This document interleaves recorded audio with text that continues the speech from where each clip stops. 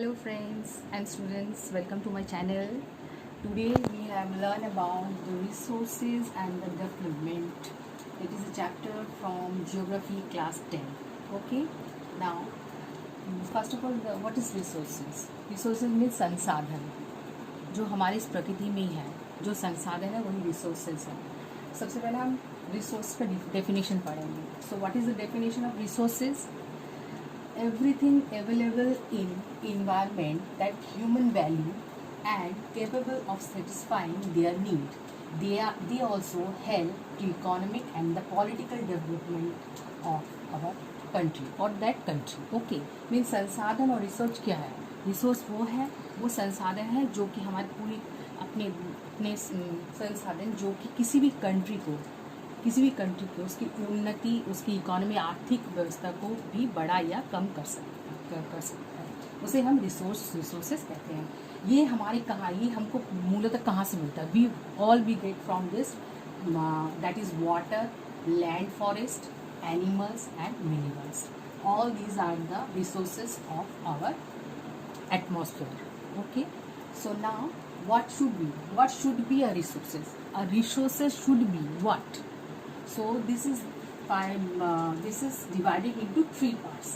Our resources should be divided into three parts. First is economically feasible. Number two is culturally acceptable. And the number three is technologically accessible. First of all, economically feasible means what? Feasible means capable और संभव. Economically means आर्थिक के तरीके से, मतलब कि अब उस देश की आर्थिक व्यवस्था कैसा है. अगर हमको रिसोर्स है, हम सोच रहे हैं कि हमारी कंट्री में ये रिसोर्स है, ये संसाधन है, लेकिन हमारे पास उतनी आर्थिक क्षमता भी होनी चाहिए, उतने पैसे भी होने चाहिए कि वो रिसोर्स हम उठा सकें, निकाल सके और उसे कंज्यूम या व्यवहार कर सके. Okay, now number two is culturally acceptable. और एक है कि रिसोर्स अगर है तो हम देख रहे हैं कि कुछ कल्चरल जगह पे है, शायद वहाँ मंदिर हो, शायद मस्जिद हो, तो वो कल्चरली वो लोगों को कोई ठेस ना पहुँचाते हुए रिसोर्स हम क्या निकाल सकते हैं. तो मनुष्य के बीच में भी ये एक्सेप्टेबल होना चाहिए कि हमको रिसोर्स चाहिए. तो हमको पहले मनुष्य को भी बोलना पड़ेगा कि वो इंसान जो वहाँ रहता है या वो ग्रुप ऑफ कम्युनिटी जो वहाँ रहती है उसको क्या मंजूर होगा, वहाँ से हम उस जगह से हम उस रिसोर्स को निकाल सकें. Number third is technological accessible. Technology से मतलब कि उस कंट्री को वो टेक्नोलॉजी है कि हम उस रिसोर्सेस को उठा सके, निकाल सके. तो टेक्नोलॉजी भी होना बहुत ज़रूरी है. So what we should learn about resources? First of all, definition is that everything available in our environment. हमारे इस पूरे environment पे resources भरा हुआ है, लेकिन that human value and the capable of satisfying their need. मनुष्य की उस कैपेबिलिटी को सेटिस्फाई कर सके वो संसाधन. और इससे क्या होता है? हेल्प होता है. हेल्प किस में होता है? इकोनॉमी, आर्थिक व्यवस्था बढ़ती है, और दूसरा है पॉलिटिकल डेवलपमेंट भी बढ़ता है.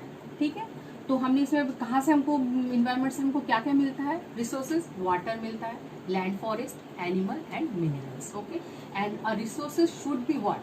इकोनॉमिकली फेसिबल होना चाहिए, कल्चरली एक्सेप्टेबल होना चाहिए और टेक्नोलॉजिकल एसेसिबल होना चाहिए. ये three should be our resources. तभी हम वो रिसोर्स पे व्यवहार कर सकते हैं. Okay, now next is classification of resources. Classification of resource को हम लोगों ने क्लासिफाइड किया है 4 पार्ट्स में. Okay, today we have learn about the origin and the exhaustibility of resources, number 1 and number 2. Okay, there are 4 parts of classification of resources. First is origin. See here, origin. In origin we learn about biotic and abiotic or non-biotic. Okay, and number 2 is exhaustibility. We have to learn here about renewable and non-renewable resources. Okay. Okay. Number 3 is ownership. In ownership, we have to divide this in 4 parts. First is individual. Number 2 is community owned. Number 3 is national and the international resources. Okay. Now number 4 is status of development. In status of development, first is potential resources, number 2 is developed resources, number 3 is stock, and number 4 is reserves. Okay, now today we have to learn only these two.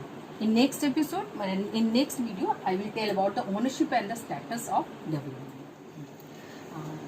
So classification of resources in this there are 4 parts. Okay, first one is origin. So what is origin? Origin means उत्पत्ति, कहाँ से उत्पत्ति हो रही है.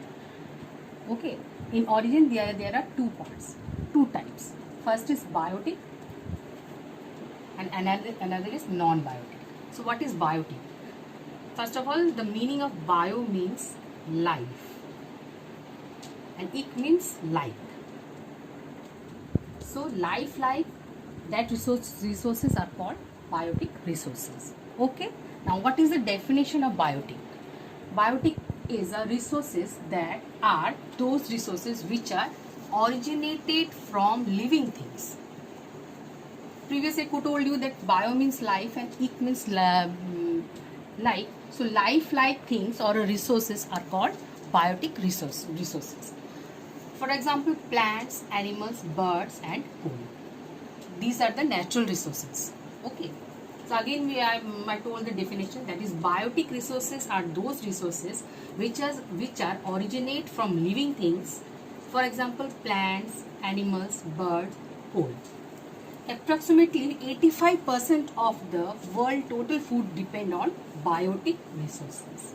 Understand? Now the non-biotic. Non-biotics mean non-living things.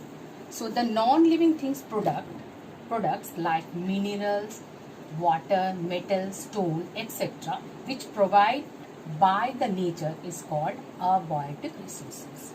Understand? Abiotic or non-abiotic, abiotic is non-living products. Okay, the examples are water, metal, stone and minerals. Now the second one is exhaustibility. Exhaustibility means in this category there are 2 types. One is renewable resources and another one is non-renewable resources. First of all, we have discussed about this renewable resources.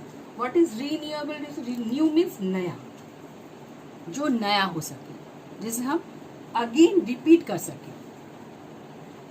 Okay, so first of all, the definition of renewable resources is a renewable resources is a natural resources which will replenish to replace the portion depleted by usage and the consumption. That what does that mean? That mean कि अगर जो resources हमारे इस atmosphere में है, जो हमारे संसाधन जो हमारे पास है, जो संपद हमारे पास है, वो हम लोग यूज कर रहे हैं, कंजम्पशन कर रहे हैं, उपभोग कर रहे हैं, लेकिन उसकी पूर्ति भी हो जा रही है, वो खालीपन हम उसे भर भी सकते हैं. ये ऐसे रिसोर्सेज हैं जो हम यूज करेंगे और उसकी भरपाई भी होगी, वो खाली स्थान हम भर भी पाएंगे. ये रिसोर्सेज ऐसे जो नेचुरल रिसोर्सेज है, जो हमारे नेचर में ही है, जो हम यूज भी कर सकते हैं और उसे फिर से भर भी सकते हैं. ठीक है, तो इसके एग्जाम्पल क्या है? इट कैन बी रीग्रो और replace with in a person life. एक मनुष्य के जीवन काल में वो फिर से तैयार हो सकता है, उसकी फिर से भरपाई हो सकती है. ये रिसोर्सेज वैसे रिसोर्सेज है जो रीन्यू हो सकते हैं, नया करके हम उसे फिर से भर सकते हैं. ओके, इसके एग्जाम्पल है सोलर एनर्जी जो कि हमें सन से मिलता है, wind energy, rain, tides and waves जो कि हमें यूज करने के बाद फिर से मिल सकता है, अनकाउंटेबल है, जो जिसकी भरपाई हम कर सकते हैं. So these are what type of resources? This is natural resources which is replace the portion depleted और यूसेज एंड कंजम्पशन. व्यवहार और उपभोग के उपरांत भी हम इस खाली से हम फिर से इसकी भरपाई कर सकते हैं. इसके एग्जाम्पल है सोलर सिस्टम में solar energy, wind energy, rain, tides and waves. Renewable resource के बारे में हम लोगों ने पढ़ चुके हैं. अब सेकंड जो है वो है non renewable resources. Non means renewable जो कि हमारे वातावरण में, इन्वायरमेंट में ही है, वो संसाधन जो कि समाप्त हो रहे हैं, उन्हें नॉन रिन्यूएबल रिसोर्सेज कहते हैं. जो कि तैयार हमारी प्रकृति में है लेकिन हमारी कंजम्पशन की वजह से वो ख़त्म हो जा रही है, उन्हें नॉन रिन्यूएबल रिसोर्सेज कहा जाता है, संसाधन कहा जाता है. तो नॉन रिन्यूएबल रिसोर्सेज की जो डेफिनेशन वो है non renewable resources takes longer than a person life span.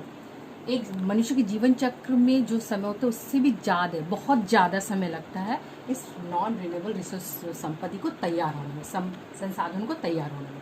सो हमें बहुत सोच समझ के इस टाइप की रिसोर्सों को यूज़ करना चाहिए। अच्छा, to be replace lower than the rate that is consume. हम जो उपभोग कर रहे हैं उससे भी बहुत कम, मतलब बहुत ही कम संसाधन हमारी इस प्रकृति में रह रहे हैं। तो इसका एग्जाम्पल क्या क्या है? क्रूड और फॉसिल ऑयल, वो संसाधन जो कि खत्म होने वाले हैं, हमारी प्रकृति में है लेकिन वो और नया करके तैयार नहीं होंगे। नॉन रिन्यू मतलब वो नए तरीके से नए होके और फिर से इसका इन्वेंट नहीं होगा, ये और इन्वायरमेंट में नहीं पाए जाएंगे अगर एक बार ये फिनिश्ड या समाप्त हो गए। ओके, तो इससे एग्जाम्पल क्या क्या है? क्रूड और fossil oil, natural gas, coal और यूरेनियम।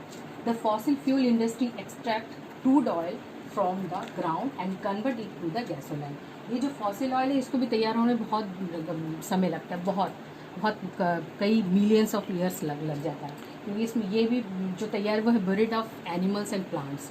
उसके डिक्लाइन होने के बाद वो पूरे पृथ्वी के नीचे पूरा चला गया था, डिकम्पोज हो गया, तो उसके बाद ही क्रूड ऑयल या फॉसिल ऑयल तैयार होता है। तो इसे होने में बहुत सा समय लग जाता है। तो इसी कारण इन संसाधनों को हमें बहुत सोच समझ कर यूज़ करना चाहिए। उन संसाधनों को हम नॉन रिन्यूएबल रिसोर्सेस कहेंगे, जो कि हमारे संसाधन लेकिन वो कभी भी और नए करके हम बना नहीं सकते। जैसे कोयला हम एक बार खत्म होकर उसको नया करके तैयार नहीं कर सकते। यूरेनियम जो मेटल है वो भी हम लोग तैयार नहीं कर सकते हैं। नेचुरल गैस ये नहीं तैयार कर सकते हैं, ये प्रकृति में है और ये समाप्ति के कगार पर है। ओके, अब हम जो है वो है ओनर, वो नंबर 3 और नंबर 4 जो है डेवलपमेंट ऑफ दैट रिसोर्सेज, वो हम लोग नेक्स्ट एपिसोड में, नेक्स्ट वीडियो में पढ़ेंगे। बाय।